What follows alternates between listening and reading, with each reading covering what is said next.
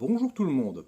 Aujourd'hui, petite dérogation sur ma série sur la narratologie parce que je voudrais réagir à un short qui a été fait par une chaîne que j'aime beaucoup, donc la chaîne du Tropper. Je vous l'ai déjà recommandé.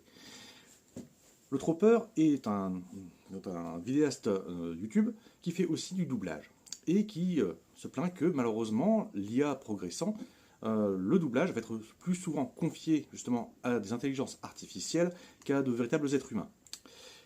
Je suis assez d'accord avec lui que malheureusement, au niveau économique, il y a peu de chances qu'il puisse gagner, vu à quel point une IA que l'on peut acheter la licence pour quelques centaines d'euros par mois ou voire par an, fera toujours du boulot beaucoup plus rapide et beaucoup moins cher que ce que peuvent faire les humains.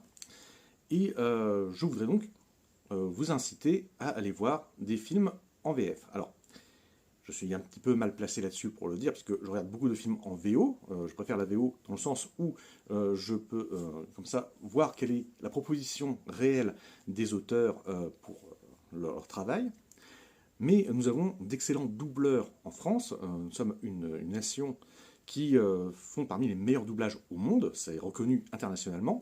Nous sommes presque, je dirais, au niveau du Japon à ce niveau-là, à ce niveau de reconnaissance des voxographes, donc des doubleurs, des comédiens de doublage, pour reprendre notre regretté Éric Legrand qui tenait à ce vocable.